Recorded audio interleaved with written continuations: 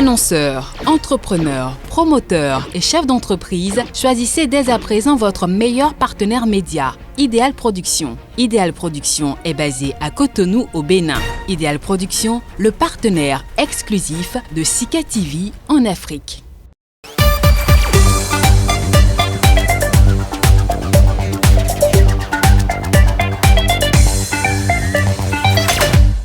Le porte-parole de la coalition des Patriotes pour le changement a indiqué que François Bozizé avait répondu favorablement à l'appel des 6 groupes armés, membres du Creuset, lui demandant de prendre la tête de la coalition en qualité de coordonnateur général.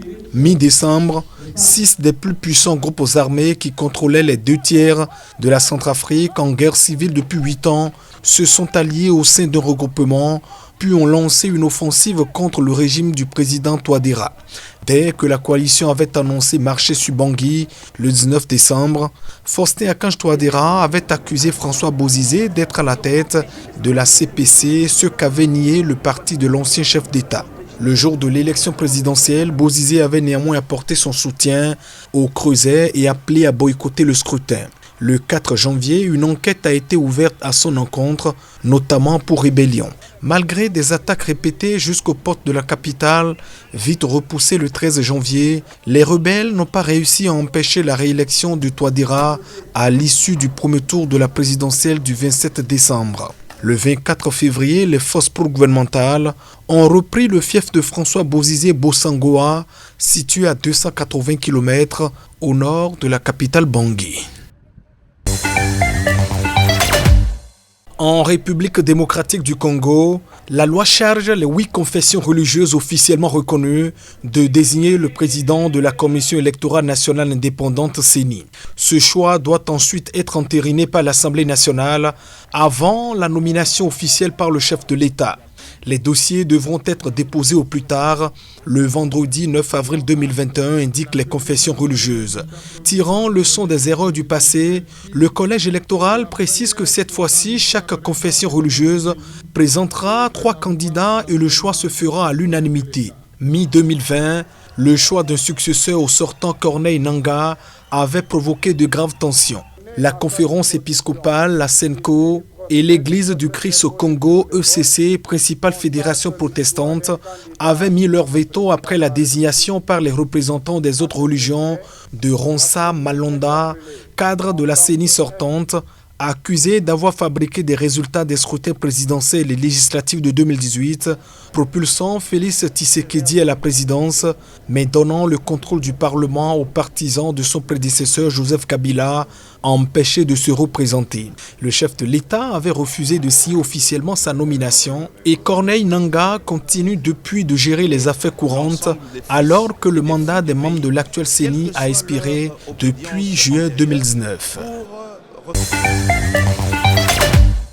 Testé positif au Covid-19, Guy Brice Parfait Kolela, âgé de 61 ans, est décédé en France lundi aux premières heures juste après l'arrivée de l'avion médicalisé venu le chercher à Brazzaville dimanche avant la fermeture des bureaux de vote. Le parquet de Bobigny a annoncé l'ouverture d'une enquête confiée à la section criminelle sur la recherche des causes de la mort de l'opposant dont le corps n'a pas encore été rapatrié. Pour ces militants, sa disparition est une perte immense. On devait en principe reporter cette élection ou l'annuler tout simplement. De mon humble avis, l'annuler. Parce que c'est un scrutin qui perd de crédibilité, qui perd même tout son sens. Vous voyez, un challenger, un candidat de cette envergure qui disparaît pendant que nous sommes en train de voter, mais ça laisse tout le monde dans l'étonnement. C'était un grand leader politique congolais. Et puis tout le monde, surtout la jeunesse, avait la vision visée vers lui. Et derrière lui, les gens, surtout le peuple congolais, espéraient vraiment le changement avec lui. Guy Brice Parfait Kolela prônait le changement au Congo-Brazzaville, dirigé depuis 36 ans par Denis Sassou Nguesso. Son décès laisse des milliers de partisans de la démocratie pantois en attendant la désignation de son remplaçant. L'intensification de ces attaques constitue le plus grand défi auquel va être confronté le nouveau chef de l'État Mohamed Bazoum, successeur de Mahamadou Issoufou, dont la victoire à la présidentielle a été confirmée dimanche par la Cour constitutionnelle. La dernière des attaques s'est produite dimanche lorsque des hommes armés à moto ont tiré sur tout ce qui bouge dans des villages ainsi que dans des campements environnants de la région de Tawa, a déclaré un élu local. Le bilan s'établit provisoirement à 60 morts, a déclaré une source des services de sécurité du Niger. La région de Tawa se trouve à l'est de celle de Tillabéri, toutes deux proches de la frontière avec le Mali. Tillabéri est situé dans la région dite des trois frontières entre le Niger, le Mali et le Burkina Faso, régulièrement frappé par des groupes djihadistes affiliés à Al-Qaïda ou à l'État islamique. Le 15 mars, des djihadistes présumés y avaient mené plusieurs attaques contre des véhicules qui rentraient au grand marché hebdomadaire de Bani Bangou.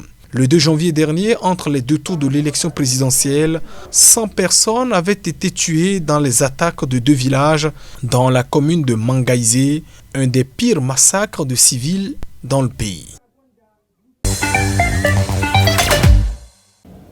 C'est un sentiment d'honneur parce que le peuple vient de m'honorer. Je remercie le peuple. Et naturellement, je réalise la responsabilité qui est la mienne, mais au fond, c'est notre responsabilité à tous.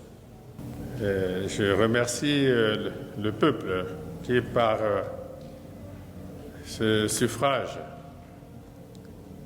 vient d'approuver l'orientation que nous voulons donner à notre pays. Qui ne consomme pas ce qu'il produit n'est pas un peuple libre. Notre peuple a toujours lutté pour sa libération.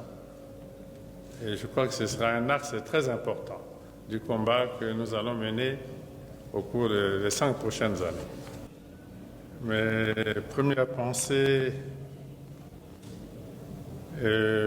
vont vers Guy Parfait et Kolela. Croyez-moi, au-delà des divergences politiques et peut-être même idéologiques,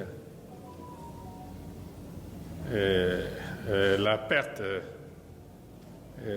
de ce fils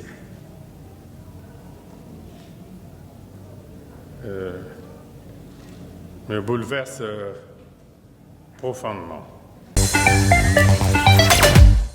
Plus d'1,4 milliard de personnes dans le monde, dont 450 millions d'enfants, vivent dans des zones où l'accès à l'eau est fortement ou extrêmement préoccupant selon les dernières données recueillies par le Fonds des Nations Unies pour l'enfance. Ces chiffres sont particulièrement préoccupants au Nigeria, où 26,5 millions d'enfants, soit 29% des enfants du pays, ont un accès insuffisant à l'eau pour couvrir leurs besoins quotidiens, selon le communiqué de l'UNICEF. En outre, 86% des Nigérians n'ont pas accès à une eau de qualité. Or, les conséquences sur l'éducation et la santé des enfants sont lourdes. Lorsque les puits s'assèchent, les enfants manquent d'école pour aller chercher de l'eau. Lorsque les sécheresses réduisent les réserves alimentaires, ils souffrent de malnutrition et de retard de croissance, déplore le représentant de l'organisation au Nigeria. À en croire ce fonctionnaire des Nations Unies, lorsque les inondations frappent, les enfants sont victimes de maladies d'origine hydrique. Et lorsque l'eau n'est pas disponible, ils ne peuvent pas se laver les mains pour se protéger des maladies, dénonce-t-il. La crise mondiale de l'eau n'est pas à venir, elle est déjà là et les enfants en sont les premières victimes. 2 villages situés à l'est de la RDC ont été attaqués par des ennemis ADF qui ont tué à l'arme blanche 12 personnes et ont kidnappé un nombre indéterminé, a déclaré l'administrateur du territoire de Béni dans la province du Nord Kivu. 10 otages ont été récupérés à l'issue de cette attaque de l'armée. Les 3 villages ciblés sont situés dans l'extrême nord du Kivu, à la frontière avec la province voisine de l'Ituri. Dans un communiqué diffusé sur son site de propagande, le groupe État islamique a revendiqué 2 attaques contre 2 postes de l'armée congolaise dans la partie sud-est de ce même territoire de Béni. Le I affirme y avoir tué 3 soldats congolais. Le 11 mars, les États-Unis ont placé ce groupe armé parmi les groupes terroristes affiliés au groupe État islamique. Ils sont accusés d'être responsables de la mort de plus d'1 millier de civils depuis octobre 2014 dans la région de Béni et de ses environs. Les combattants ADF sont considérés actuellement comme les plus violents parmi la centaine des groupes armés actifs dans l'est de la RDC. Depuis début 2021, plus de 26 villages ont été attaqués et plus de 200 personnes tuées selon le Haut Commissariat de l'ONU aux réfugiés.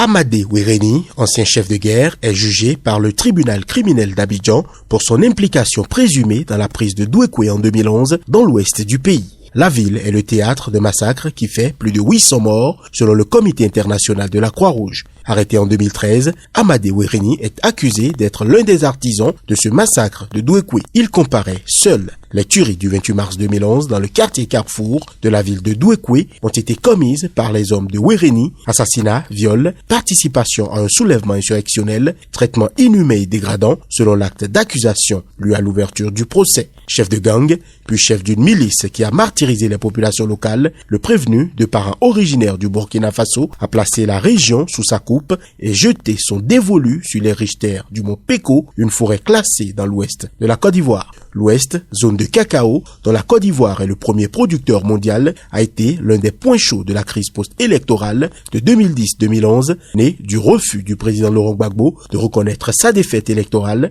face à Alassane Ouattara et qui avait fait 3000 morts. Ouéréni, qui risque une peine de 20 ans de prison ou la perpétuité, a nié être l'auteur de cette tuerie. Il a tenté d'expliquer qu'il était sous les ordres d'un chef rebelle, le lieutenant Koulibaly, surnommé Koul. Pour autant, il se défend d'avoir participé au massacre. Selon l'ONU et plusieurs organisations internationales, la prise de Douékoué en mars 2011 par les combattants pro-Ouattara s'est accompagnée de massacres à grande échelle.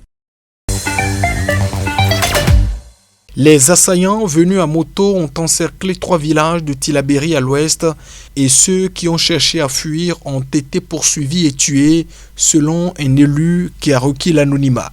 Ils ont emporté des animaux, incendié des classes d'une école et saccagé un centre de santé qui procure des soins à plusieurs villages de la zone, a-t-il ajouté. Les 3 villages, qui sont situés dans une zone difficile d'accès, sont distants de quelques kilomètres. En mai 2020, 20 personnes avaient été tuées dans ces agglomérations au cours d'attaques menées par des hommes lourdement armés venus à moto et qui avaient ensuite fui en direction du Mali selon les autorités. Les attaques contre les civils se sont multipliées depuis le début de l'année au Niger. Plus de 300 personnes ont été tuées dans 3 séries d'attaques contre des villages et des campements de l'ouest du pays, frontaliers du Mali. Aucune d'entre elles n'a été revendiquée. La dernière de ces attaques de grande ampleur a eu lieu dimanche dans la région de Tawa, faisant 137 morts en quelques heures dans 3 villages touaregs et des campements alentours.